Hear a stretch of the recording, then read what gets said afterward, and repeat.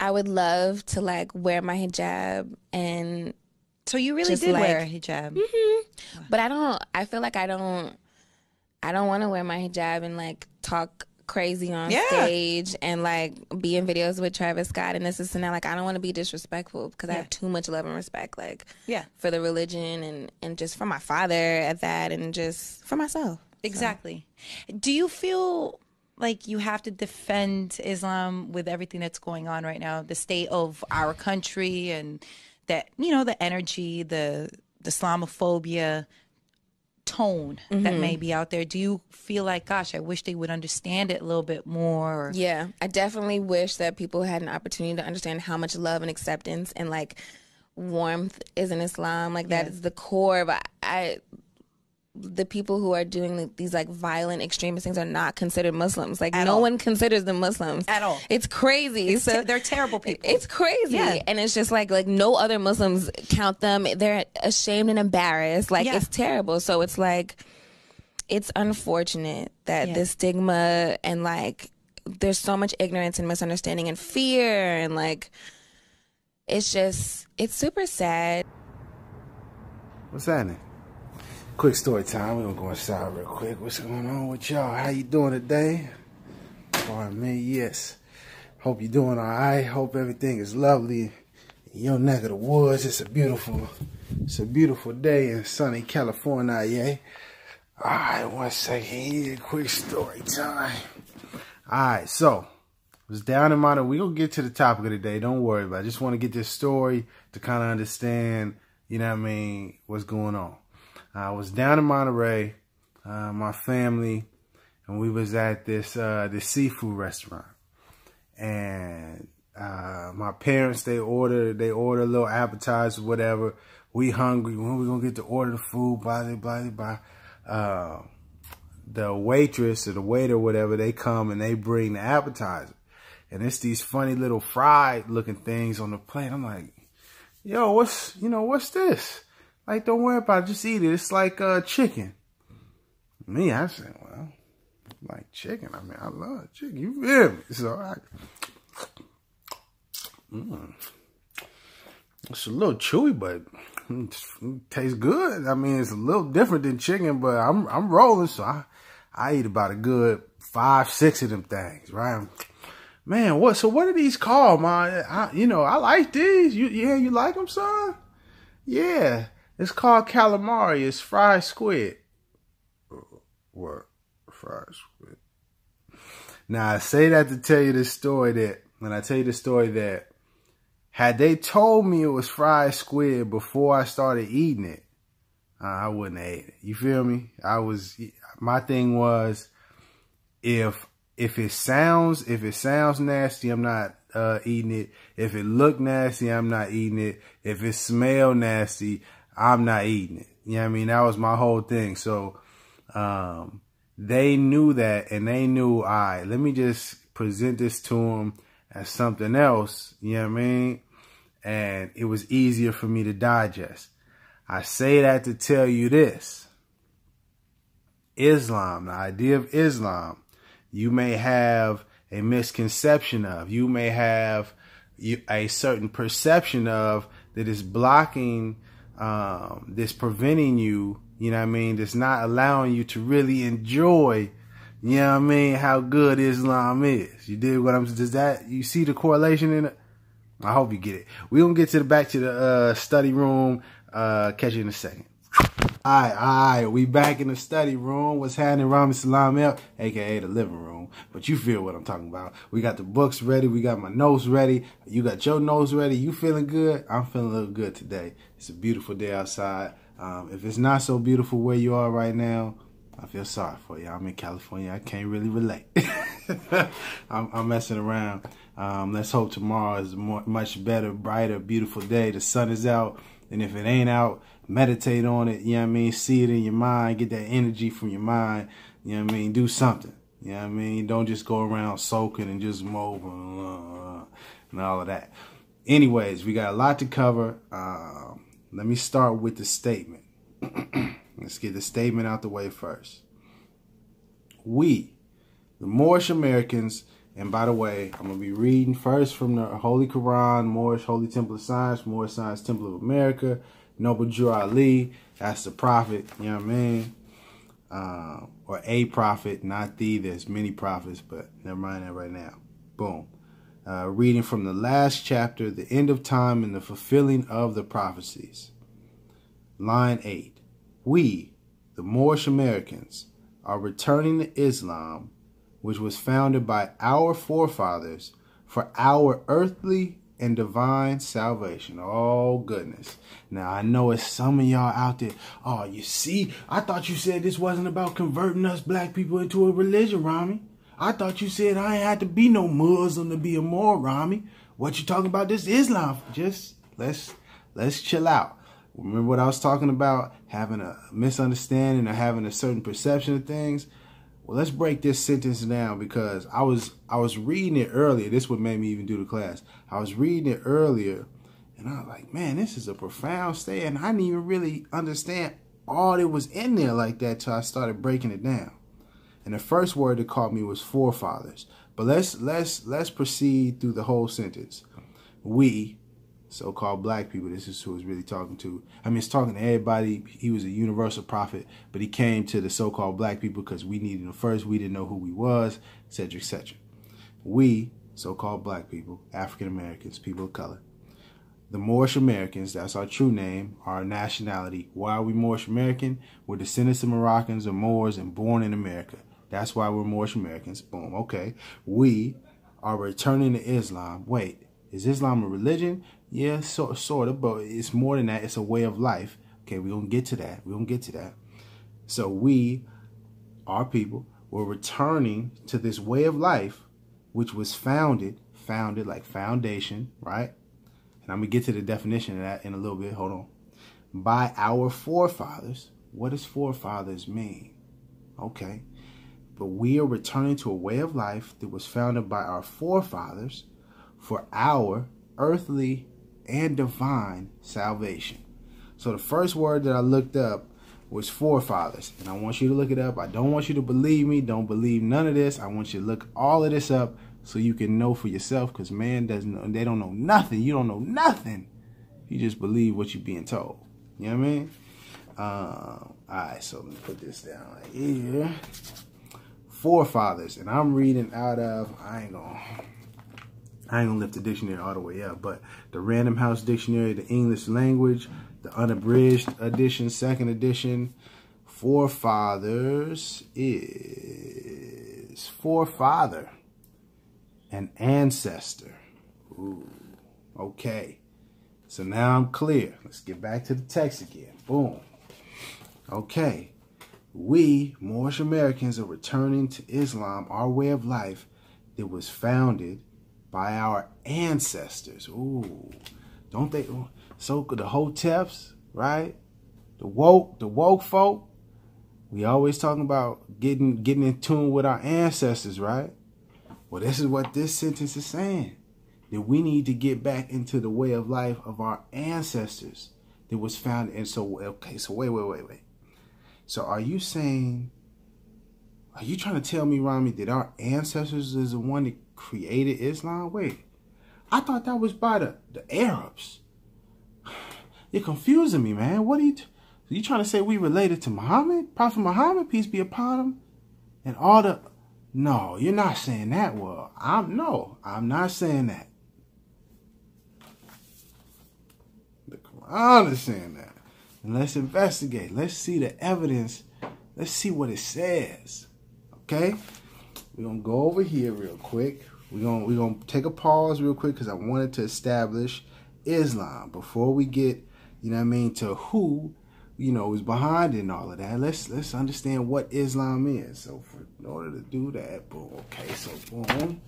We're reading out of this, Moorish Jewels. But if you just look up Moorish literature, you can find a very short statement by Noble Drew Ali. It's called "What is Islam?" I did a video on it also. I should put that in the description.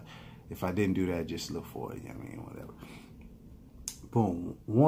This is just talking about Islam, because see, there's a misconception we have of what Islam is currently and also what it's referring to in terms of historically. So this breaks down just on a religious level, real simple. Islam is a very simple faith. It requires man to recognize his duties towards God Allah, his creator, and his fellow creatures. It teaches the supreme duty of living at peace with one's surroundings. It is preeminently the religion of peace. The very name Islam means peace. The goal of a man's life, according to Islam, is peace with everything, peace with Allah, and peace with man. Very simple. Peace with everything, and peace with man. And then I also want to read, because we got a lot to cover, man. We got a lot to cover. Oh yeah, we're gonna get to that. 1 second. That's getting to the founders. You know what I mean? But I wanted to skip over here for a sec. Islam for Dummies. Oh yes, we're going to multiple books today, ladies and gentlemen. So get your notes out, hit pause, go look it up for yourself, get to the library, do what you gotta do to look it up and verify for yourself. I'm not lying. I ain't trying to give you the food, you know what I mean? I ain't trying to give you the food, the fugazi. Give you that real. Boom. Tracing the path of Islamic history. Islam isn't just a religion of individuals bound together for spiritual pursuits and guidance. Instead, Islam attempts to organize all aspects of human society. Hold on, wait a minute now. Because we just said in this other one here that we are returning to Islam, which was founded by our forefathers, our ancestors, for our earthly and divine salvation. Okay, so there's the divine, that, you know, the spiritual, the religious aspect. But the earthly, that's like, you know, as being human, right? So if it's for our salvation, it's got to be doing with what's going on with us being human. And over here in Islam for Dummies, it says that Islam attempts to organize all aspects of human society. And I don't know about you, but if it's one thing it seems as though so-called black people are, it's disorganized. You feel me? We can't really agree on much. We can't even really agree on who we are, even though it's clear as day, but that's another story. You feel me? Seems very clear that, all right, yeah, Islam, yeah, there's a divine aspect, but there's also a human aspect as well. Divine, earthly salvation. Are you following along with me now? Okay, so Moorish Americans, that's us. Islam, we understand what Islam is. And if you want to get a more in-depth study of all of Islam, I suggest you go pick up the Quran. You know what I mean? You read and study and understand the faith and all the things that come along with it. You know what I mean? This video is not going to give you the entire history of Islam or everything that Islam is about. I can't do that. I am not the scholar on Islam in that sense. I'm just giving you, you know what I mean, a few jewels to help you along and see what's really happening. You feel me? All right, let's continue. Boom. Okay, we Moorish Americans, we established that. Islam, we're returning to Islam, okay, which was founded. I wanted to get to founded. Founded I thought was important. Founded. Where do we have founded? Oh yeah, that's what it was. I looked it up in the, because now on a common sense level, right? Founded, that's, you know, foundation, right? And I'm thinking like, you know, if you founded a company, that's usually the people that are there from the beginning. But I said, man, let me look up in the law dictionary, right? Let's see it. Wow. Well, what do you know? Founded. It's right in there. Based upon, arising from, growing out of. Wow. Well, let's go back to the text again. Let's read it now. Okay. We, okay, so-called black people, Moorish Americans is our, okay. We are returning to this way of life. It's called Islam, okay. Which was based upon, founded, or based upon, or arising from, or growing out of our forefathers or our ancestors. So Islam was based upon our ancestors or arising from our ancestors for our earthly and divine salvation. My goodness. Woo, my goodness. We getting kind of deep here now, ain't we? Okay, but what, I mean, you still not, what you trying to say? You still not really establishing that that's our ancestors. How can you show that? I mean, what you trying to say, Rami? Well, hold on. We'll be right back with you. One second. We coming to it. We got some things. Another book. Okay. Dictionary of Etymology. Core vocabulary of Standard English. Yeah. Okay. What do we have here? More. A member of a Muslim people of mixed Arab and Berber stock living in Northwest Africa. I mean, do I need to say more? A member of a Muslim people, Muslim, aka Muslim. Who are the Muslims? Oh my goodness. So the Moors are connected to the Muslims is connected. Wait, so this is actually correct. We really are. Oh wait, but you're not trying to say that we not more. Oh, we not. They trying to say that we not more. Well, just let's put it on the record. Just so that we're sure. We're gonna flip on. Well, since I'm here, we're going back to the Random House Dictionary, just in case. You know, because you might say, oh, well, that's the etymology dictionary. That's something different. Yeah. More. A Muslim of the mixed Berber and Arab people inhabiting Northwest Africa. A member of this group that invaded Spain in the 8th century AD and occupied it until 1492. The Moors. I mean, hey, man. Can't it? Now, what was I looking up before? It made me forget what I was looking up. Okay, I was looking. Oh, yes. We're going to try to say, well, we not really Moors. You know, that's the Arabs. And so I said, well, let me slide on over here to this compound word. It's called blackamoor. Puts two words together, black, this other word, more. You put it together, this word is called blackamoor, okay? And if I could just find it, because I could have sworn it was here, but now it seems like it's not here anymore. No, it's got to be here, because black is blackamoor. Okay, blackamoor, okay, yep. Number 1, a black person. Number 2, any dark-skinned person. Okay, so now we're clear. So-called black people are Moors. Moor was synonymous in history as times with Muslims. Muslims connected to Islam, yes. Our ancestors, so-called black people's ancestors, yes. We founded Islam. And oh, well, you know, you just using these, the white people, the white man's book. Let's listen to some Muslims. Let's hear what they have to say. Let's see if they have any input about, and see, this is another thing we got to come to grips with now. See, you know, our Muslim brothers and sisters, much love to you. Assalamu alaikum, all that love. But we got to come clean now. You know what I mean? You got to start explaining to so-called black people, African Americans, that you actually are Moors, that your ancestors are Moors. And understand and explain, help us see that, because there's a little trickery going on I see sometimes with Muslims where they'll say black people and they'll say, oh, the black people that were Muslims were, you know, giving Spain all of the knowledge and all of this, that, and the third. But they won't make the connection that those are our actual ancestors. And we gotta get over that. I'm on that. Before I get to the Muslims, let me get back to Noble Drew Ali, just to put this on the record now, because he spoke about this. And since we talking about founders, Islam, I feel it's only right that we touch on them.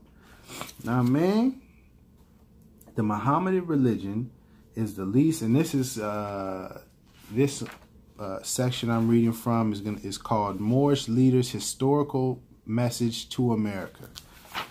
That's from Noble Drew Ali, by the way. The Mohammedan religion is the least appreciated and probably the most misunderstood of the world's great religion. This is especially true in our Western world. And at this time, he was saying the Mohammedan religion, because, you know, sometimes in history, back, you know, several decades, years, hundreds of years ago, Islam was also referred to Mohammedan, or the Mohammedan religion, and Muslims were referred to Mohammedans, people that follow Muhammad. Just so if you were like, what is this Mohammedan? And that's what. Muhammad was the founder of the Mohammedan religion. So our ancestor, one of our ancestors is Muhammad. And I wonder if that's why there's no images and no pictures of Muhammad. Just a thought. I don't know. Maybe I'm wrong. Muhammad was the founder of the Mohammedan religion. It originated 13 centuries ago on Arabian Peninsula, where the streams of commerce and culture met and mingled in the Middle Ages, where the markets of exchange were stationed for treasures of India and the products of the Mediterranean coast. There, this religion was established in an unprecedented short period of 20 years, and unlike many other religions, without the aid of any royal patronage or support.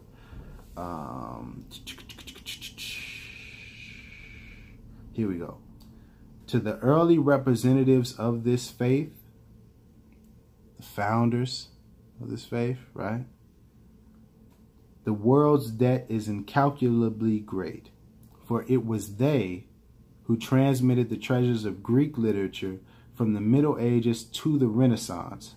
It was they who originated the graceful forms of the Taj Mahal and the Alhambra. Those were the people that engineered the Taj Mahal, that built the Taj Mahal and the Alhambra. What is the Alhambra? Google it. Alhambra. Just Google it. Are the most famous examples. It was they who contributed to the sciences of algebra, chemistry, astronomy, and medicine. They who dotted the Saracen Empire with universities, and who built at Baghdad and Cairo the most renowned universities of the world. During those centuries, the ecclesiastical despotism, when the Christian church suppressed all intellectual activities save those that were theological, causing the talent that reproduces to supplant this genius that creates. I don't even understand that sentence. Mohammedans did all in their power to encourage and stimulate research in every branch of human inquiry. The Moors, or Mohammedans, added to the beauty and grandeur of Spain.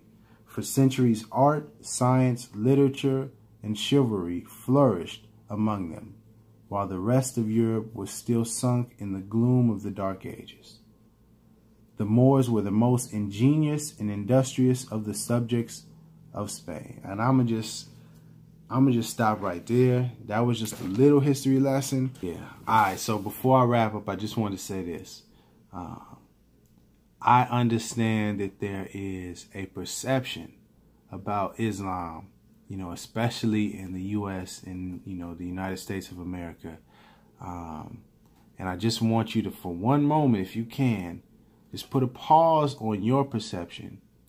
You know, step out of your perception and just for a moment, consider the fact that maybe the perception you have of this way of life is skewed. Maybe it is inaccurate. Maybe you don't have all of the information to really give you the best understanding. You know what I mean? Maybe if you just give it a try, like calamari, you may be surprised by how much you enjoy this way, you know, this way of life that is being framed in a certain light, is being pushed, is being programmed, you know, to you in a certain way here in the U.S.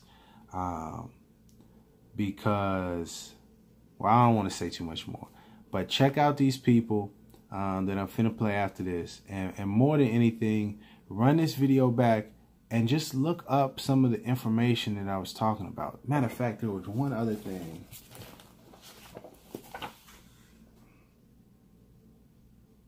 Yeah, there was one other thing that I just wanted to highlight.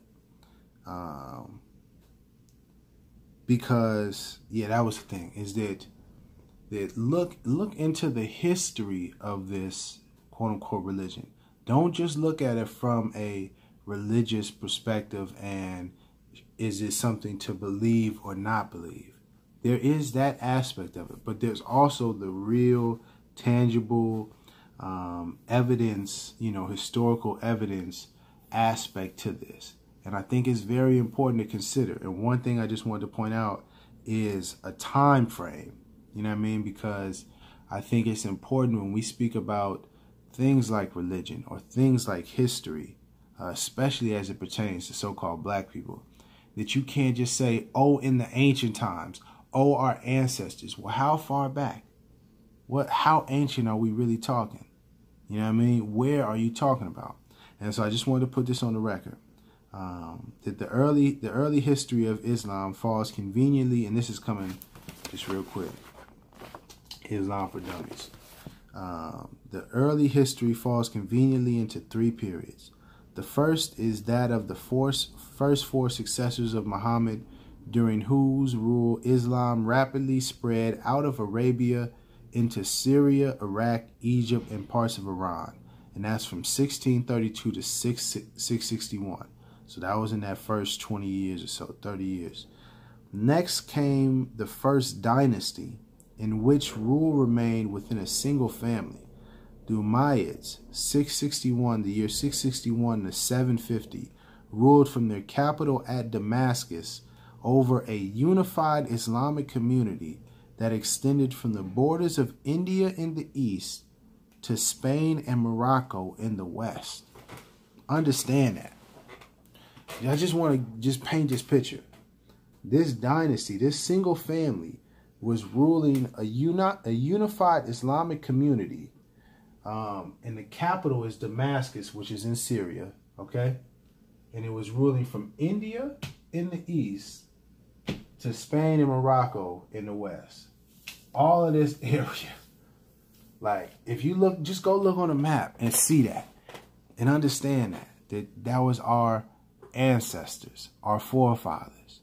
And understand the genius and understand the organization and the unity that it took to work, to even just do that, to make that accomplishment. So I just wanted to put that on the record. Please study. Don't believe me. Look up this information for yourself. Don't believe what you've seen on TV, what you've heard certain people say about this way of life. Look into it for yourself. Study the history of Islam. Study the history of Muhammad. Study Bilal. Study all the people that were around Prophet Muhammad and the creation and the beginning of Islam for yourself. Don't believe what people say. Then you'll see the truth. Much love. Keep shining. Yeah. Peace. Who was called Rahmatul Nas. Muhammad was called Rahmatul Nas. He was a mercy to all humanity, not just the Muslims. He's for the whole world. And because he speaks to the appeal Islam has had in the African American community, and its appeal to the marginalized, the poor, and the young. And other companions, Islam has produced great Muslims of color. People like Baraka, the lady Baraka, whom they called Ayman. Baraka was referred to the Prophet as my mother after my mother. She was with the Prophet from the time he was born to the time he died. She has the distinction of being the only Sahaba that can make that claim. And she was a great woman.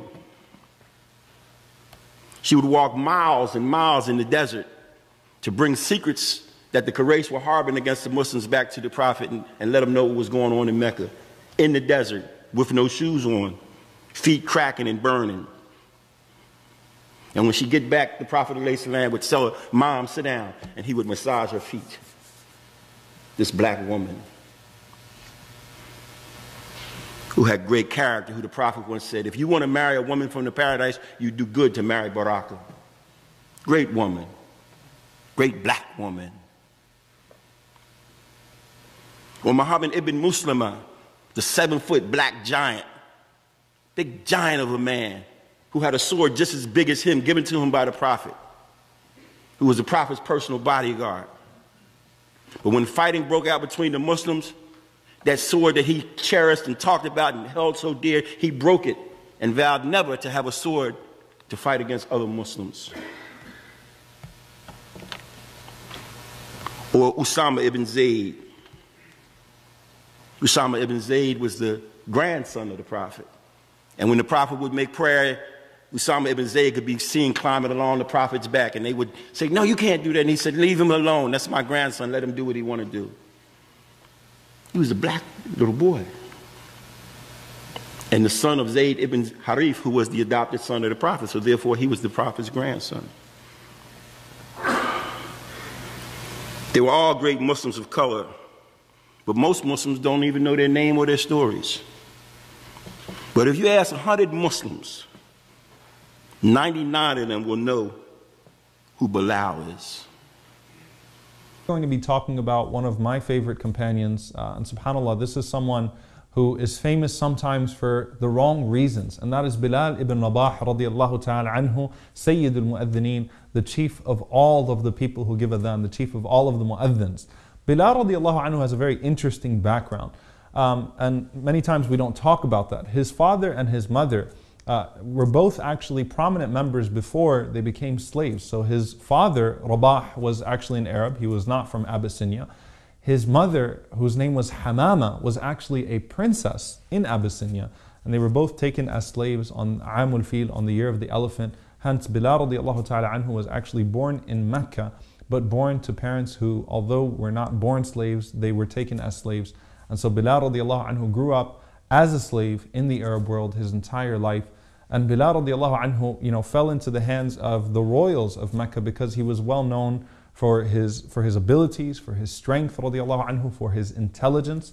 Bilal radiallahu anhu was also a very, very handsome man. So he's described by Dhahabi rahimahullah as being very dark, muscular, had hazel eyes that were piercing. He said if you looked at his eyes, then you wouldn't want to look anywhere else. He was such a handsome man, strong man, intelligent man, radiallahu anhu. So obviously, the best slaves were given to the people of the royal class of Mecca. So he was in the hands eventually of Umayyah ibn Khalaf. Now Umayyah ibn Khalaf was one of the staunchest opponents of the Prophet ﷺ. And Bilal radiallahu anhu one day hears Umayyah talking about the Prophet ﷺ. And he gathers from Umayyah talking to the others about the Prophet ﷺ that the Prophet ﷺ is calling to Tawheed, to the oneness of God. And this is our fitrah, this is what we already believe in. It's inside of us. We're already tuned to believe in one God. So even though they were slandering the Prophet ﷺ and saying what they were saying, he believed in Rasulullah ﷺ and his message just from hearing that. And so Bilal radiallahu ta'ala anhu started to object, and Bilal started to say, Ahadun ahad, one. And that's something that's very profound, because Umar ibn al-Khattab radiallahu anhu would ask Bilal radiallahu anhu later on in life, once Bilal had become established as a great Muslim leader, why is it that you only said Ahadun ahad, one?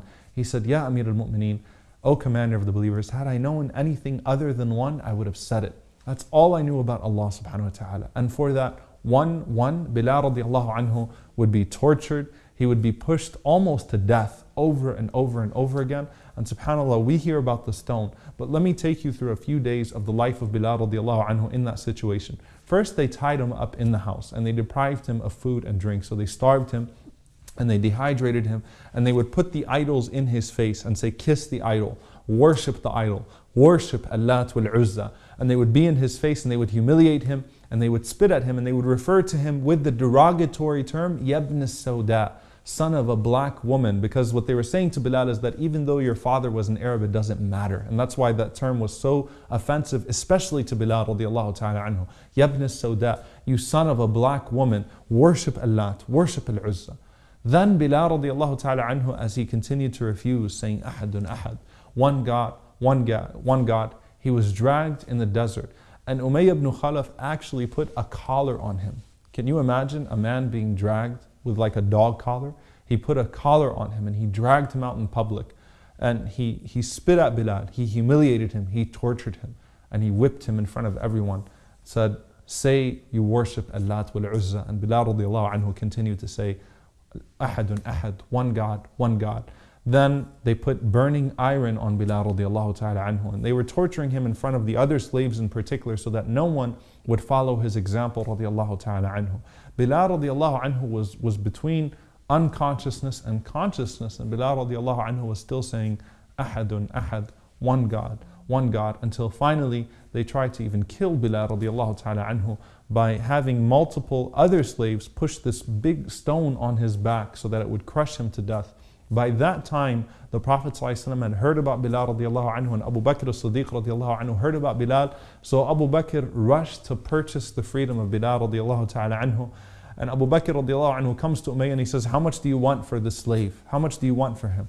And Umayyah ibn Khalaf, he said 10 dinars. And that's a huge price for a slave at that time. So Abu Bakr radiallahu anhu, without thinking, gave him 10 dinars. And then Umayyah laughed and he said, if you would have, argued with me a little bit and tried to negotiate, I would have given him to you even for 1 dinar. And Abu Bakr radiallahu anhu responds, and subhanAllah, look at the change already that's taking place in Bilal's life, how much the Muslims valued him. Abu Bakr radiallahu anhu, just knowing that the slave was a Muslim, said to him, Wallahi, if you were to sell him for 100 dinars, I still would have purchased his freedom. SubhanAllah. And that's why Allah subhanahu wa ta'ala, when Abu Bakr paid that huge price for Bilal radiallahu anhu, some of the others, they said Abu Bakr was only doing that to show off, or there was some kind of there was something between him and Bilal. He owed Bilal for something and that's why he did it. And Allah defended Abu Bakr radiallahu anhu when he freed Bilal radiallahu anhu, when Allah subhanahu wa ta'ala revealed Surah Al-Layl, that he only spends إِلَّا بِتِغَاءَ وَجْهِ رَبِّهِ الْأَعْلَى. He only spends to please Allah subhanahu wa ta'ala, for the pleasure of Allah subhanahu wa ta'ala, and for nothing else. There's no worldly gain out of this. But they just couldn't get it. And subhanAllah, this man was taken from that situation where he was humiliated his whole life, and there's a hikmah here, there's a wisdom here. Had Bilal never become Muslim, yes, he went through a lot of torture, but had Bilal never become Muslim, he probably would have just died a slave. He would have never gained his freedom. But look what Allah subhanahu wa ta'ala gave him as a result of his trust. He goes from being that humiliated human being who's not even being treated like a human being to being called, as Umar al-Khattab radiallahu anhu used to call him, Sayyiduna, our master, who was freed by Sayyidina, who was freed by our master. Our master who was freed by our master. SubhanAllah, look at the paradigm shift. Look at the shift in their mentality. Umar radiallahu anhu, who was a proud man from the most noble lineage of Quraysh, is saying to this slave, a former slave, someone who was just freed, and he's saying, our master, who was freed by our master. And Bilal radiallahu anhu gained such a high status in Islam. Islam is not just a religion, it's what we call a deen in Arabic, which means a way of life. It's a comprehensive idea, concept, and from it emanates various concepts and values to live our life and to form a unique, successful civilization. This is why Adam Smith, who is that very funny looking guy at the back of your 20-pound note, who is the 18th century founder of modern economics, he said that if it wasn't for the tranquility of the caliphate, the Islamic governance, the principles of Islam with regards to social political context, if it wasn't for those things, we would never have people within that society to look into the interconnecting principles of nature and develop and facilitate the Renaissance. Adam Smith.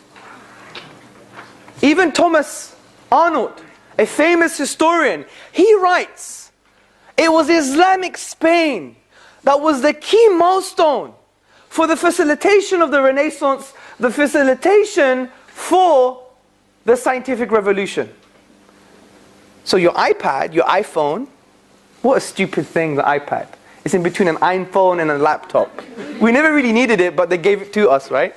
Consumerism. That's what consumerism is. It says you have too many needs, and we know which needs they are, and by the way, we have a product for you. That's consumerism. Anyway, different topic. But the point is, brothers, sisters and friends, Islam facilitated the Renaissance because of Islamic Spain, as per the words of Professor Thomas Arnold.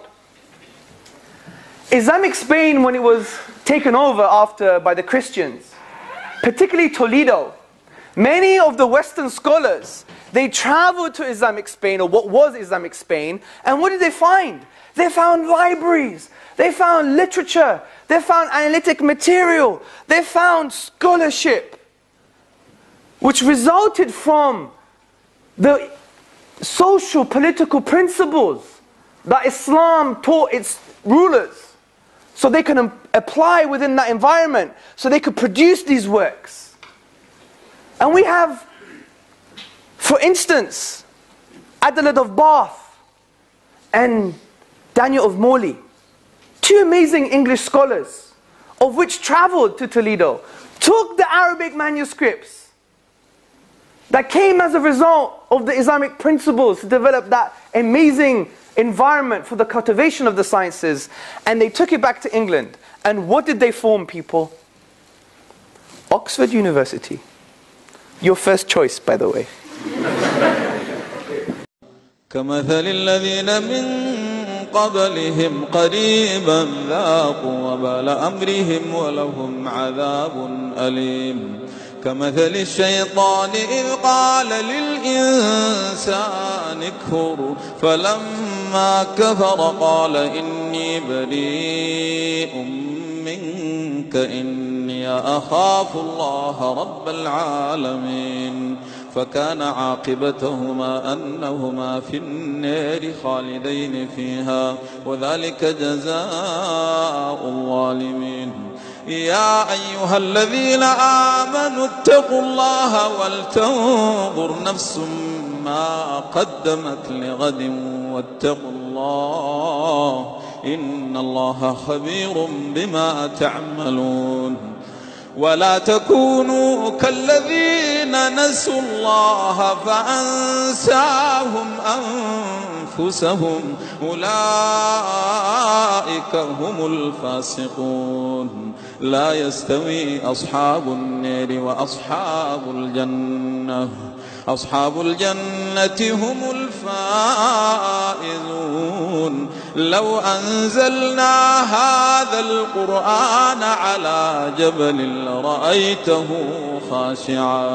لرأيته خاشعا متصدعا من خشية الله وتلك الأمثال نضربها للناس لعلهم يتفكرون هو الله الذي لا إله إلا هو عالم الغيب والشهادة هو الرحمن الرحيم هو الله الذي لا إله إلا هو الملك القدوس السلام المؤمن المهيمن العزيز الجبار المتكبر سبحان الله عما يشركون هو الله الخالق البارئ المصور له الأسماء الحسنى يسبح له ما في السماوات والأرض وهو العزيز الحكيم